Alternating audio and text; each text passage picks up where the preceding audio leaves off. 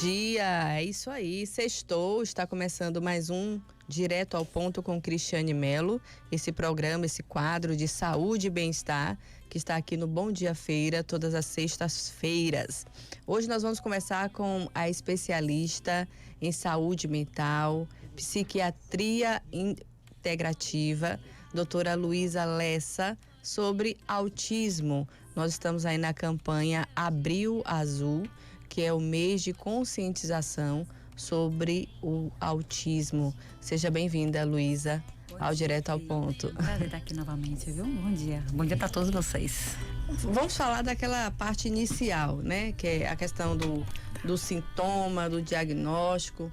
Muitas mães, pais têm medo desse diagnóstico, mas tem muita gente ouvindo agora que precisa saber quais são esses principais sintomas que os pais devem ficar alertas para assim então procurar um especialista. É isso, Cris. Primeiro é falar que o autismo, ele é uma alteração, né, do desenvolvimento do neurodesenvolvimento, né? Ou seja, ele existe desde a infânciazinha, desde criancinha, na verdade, desde sempre. Então, a gente consegue perceber já alguns traços, algumas características. Desde quando a criança tem 6 meses, 9 meses, é mais difícil, mas dá pra perceber.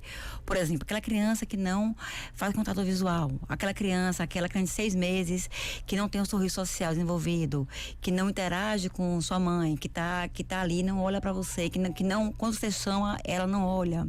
Aquela criança de 9 meses, por exemplo, que não dá tchau, que não, assim, que você chama, ela também não olha, sabe? Que tem um brincar disfuncional.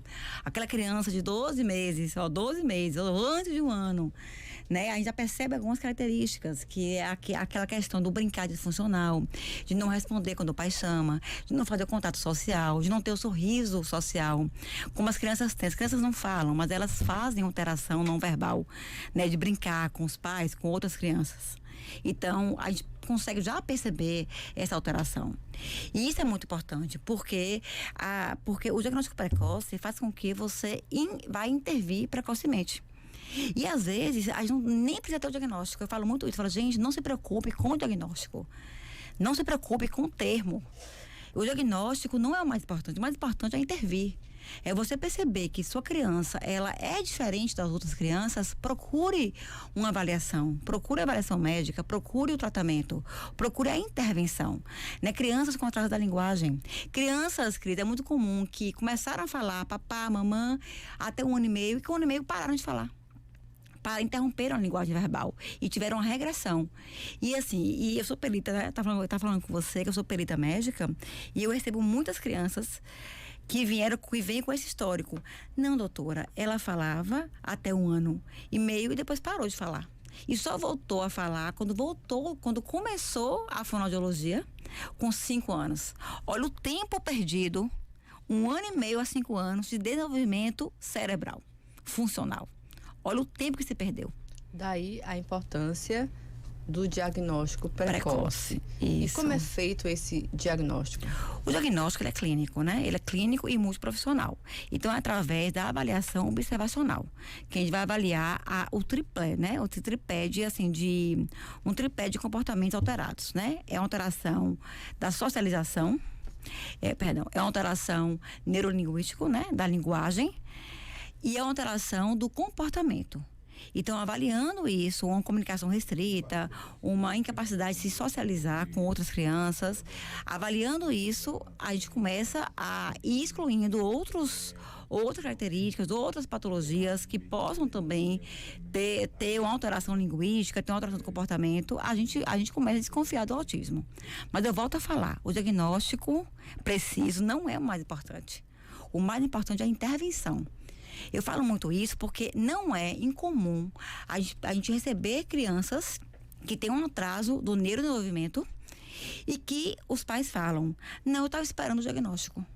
Não tem que esperar o diagnóstico, aí tem que tratar. Aí tem que tratar para a gente poder estimular o desenvolvimento funcional daquela criança. Como é que está o tratamento hoje em dia? O tratamento é muito profissional, né? O tratamento é muito profissional, com equipe de psicólogo, fonoaudiólogo, terapeuta ocupacional, importantíssimo. Gente, psicomotricista, né? Tem musicoterapia. E o tratamento, ele tem um objetivo único. Toda a equipe, ela tem um objetivo único. É estimular os ganhos funcionais para aquela criança. E eu falo o seguinte, o tratamento, o paciente autista não é só da equipe muito profissional. Ela é, na verdade, da escola, ela é do pai, ela é da família, porque não vai adiantar a gente estar ali estimulando aqueles ganhos funcionais nas multiterapias e quando chegar em casa não tem esse estímulo. Quando chegar na escola, os professores não estimulam também. Então, o paciente autista, o indivíduo autista, na verdade, eu falo muito assim, ele é de todos nós. Ele é do pai, ele é da mãe, ele é da escola, ele é do médico, ele é do psicólogo, do TO, do fono, porque todos vão estar sempre ali estimulando os ganhos funcionais, né? E desestimulando os comportamentos disfuncionais. A senhora falou aqui agora a respeito da importância do papel da família. Recentemente eu estava com uma amiga de muitos anos e o filho dela foi diagnosticado com o TEA. Sim. E aí ela falou assim, eu não tenho mais vida, tudo gira em torno dessa criança. Né? Ela é uma criança que deve ter seus 9 anos, mais ou menos. Como é que é o tratamento para esses pais? A gente fala muito da criança, né? E a gente também não fala do adulto. Daqui a pouco a gente vai falar do autista adulto, que agora muitos adultos estão sendo diagnosticados com. Mas o tratamento de quem cuida, como é que a gente pode ter esse olhar? Isso aí é algo que vem crescendo muito, né? O olhar cuidadoso para o cuidador. Em todas as áreas, demência, autismo, né? Em qualquer área, a gente tem que ter esse olhar cuidadoso. Por quê? Se o cuidador não estiver bem, como ele vai cuidar daquela criança? E, de fato, a vida, ela gira em volta mesmo da criança. Porque uma mãe que acompanha ali seu filho, ele, assim, de fato, assim, é todo dia terapia. Dependendo do nível de suporte. Por exemplo, hoje, vocês, assim, não sei se vocês sabem disso, que o autismo, nós temos os níveis de suporte. Nível 1, nível 2, nível 3. E essa classificação vem da necessidade de terapia. Né? Quanto maior o nível, quer dizer que tem maior necessidade de terapia durante a semana. Então, de fato, é muito cansativo para os pais. É sobrecarga. E não só a questão da sobrecarga no dia, no momento de hoje, mas a incerteza do futuro. Né? O medo daqueles pais do que como será, quem vai cuidar do meu filho no futuro se eu não estiver aqui. Então, acredito sim que o acompanhamento psicológico para esses pais, um acompanhamento psiquiátrico, né? Uma psicoeducação com esses pais tem que ser algo feito em paralelo ao tratamento da criança, para que eles se sintam mais capacitados. Ainda mais, né? Eu falo ainda mais, né? Porque é bem difícil mesmo a cuidar de seus filhos. E a entender aquele processo. Então, o que eu trago muito é que a família precisa entender do transtorno, entender que é necessário aquele investimento, que é necessário aquele investimento de tempo mesmo com aquela criança e se cuidar. E procurar ajuda, não só para a criança, mas para eles também. Eu sei que é difícil, falar é fácil, falar aqui é fácil. Né? Mas na prática é difícil, mas nós estamos aqui para ajudar nesse caminho. É um caminho que a gente segue juntos, né? Um caminho da família com os profissionais que aquela família escolheu para seguir o seu filho, né? Nós estamos conversando com a doutora Luísa Lessa, especialista em psiquiatria integrativa. E para a gente encerrar, eu quero falar para essas mães que estão aí ouvindo sobre um pouco do direito. A senhora disse que é perita, médica também, não é isso? Então, como é que as mães, quais são os direitos em relação ao benefício? Muitos não sabem que tem direito a um benefício. Acabamos de falar que essa mãe acaba sendo mãe em tempo integral, devido ao tratamento, que é um tratamento que leva bastante tempo. Então, é necessário que elas saibam que tem esse benefício, não é isso? Assim, muitos sabem, né, do benefício do LOAS, né? O LOAS, assim, mas não é só a questão de ter o transtorno, né? A questão, tem outras questões envolvidas, como a renda. Porque o que acontece? Uma criança que precisa de uma atenção contínua da mãe, a mais superior do que uma criança. Toda criança precisa de uma atenção contínua da mãe. Mas tem aquelas crianças que precisam das multiterapias, que não vão se desenvolver, que precisam de auxiliar de sala, por exemplo, que precisam fazer TO, fono, e que a mãe, de fato, não consegue trabalhar. Então, são crianças que elas se enquadram na questão médica, porque tem a questão também de renda per capita. Então, são dois critérios. Não é só o critério médico, é o critério também de renda, de hipossuficiência financeira. Tá certo? É muito importante isso, falar isso.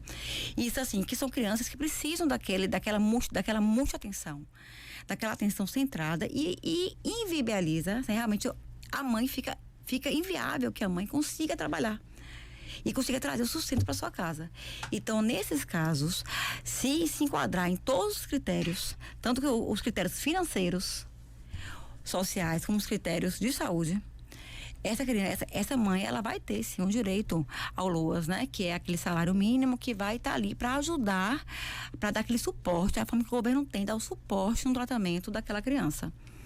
Para a gente encerrar, eu gostaria que a senhora deixasse uma mensagem, já que a senhora atende tanto crianças como adultos com autismo, uma mensagem para essas mães que acreditam assim, como vai ser, como a senhora citou, qual vai ser o futuro do meu filho? E hoje a gente sabe que muitos grandes profissionais, promotores, médicos, pessoas que estão fazendo doutorados, como a gente teve aí essa semana uma reportagem numa emissora de TV, Isso. São autistas. Então, é uma esperança para as mães que estão com a criança em casa. Qual a mensagem que a senhora deixaria para essas mães de crianças? A mensagem é: não espere o diagnóstico, não aceite. Quando você perceber sua criança diferente, aceite e procure o tratamento. Não espere para ver o que vai acontecer. Não espere, eu vou esperar, ela com 3 anos não fala, com 2 anos não fala, eu vou esperar fazer 5 anos. Não façam isso. Procure tratamento, procure pelo menos uma avaliação, mesmo que não haja o diagnóstico. O diagnóstico, eu sempre falo, gente, o principal não é o diagnóstico, o principal é a intervenção. Mesmo se o diagnóstico preciso de autista, você tem que intervir precocemente. Tem que intervir. Se tiver uma alteração funcional, uma alteração da linguagem, uma alteração do comportamento, uma alteração da motricidade, tem que ter intervenção. A gente não pode perder tempo. Sabe aquela história no infarto, que tempo é músculo, tempo é coração? A mesma coisa. No autismo, no transtorno do neurodesenvolvimento, tempo é função. Perder tempo é perder ganho funcional. A gente não pode perder tempo, a gente tem que intervir precocemente. Então, o que eu deixo a mensagem é precoce. Vamos intervir precocemente, certo? E vamos procurar tratamento. Vamos procurar tratamento para a família e para a criança também, né? Para a criança também. Eu agradeço a sua oportunidade. Obrigada, viu? Aqui de Fiquei bem nervosa, assim, tá aqui emocionante, viu? Isso aqui é adrenalina pura. Mas é sempre bom estar contigo aqui no Direto ao Ponto, bastante esclarecedora, e para as mamães que estão aí, a aceitação e o diagnóstico é o que menos importa, é a aceitação e o tratamento. É isso? O tratamento, o diagnóstico vem depois. Um grande abraço, fiquem com Deus. Esse foi mais um Direto ao Ponto com Cristiane Melo, e até a próxima sexta-feira, se assim Deus permitir. Fiquem com Deus. Ouça toda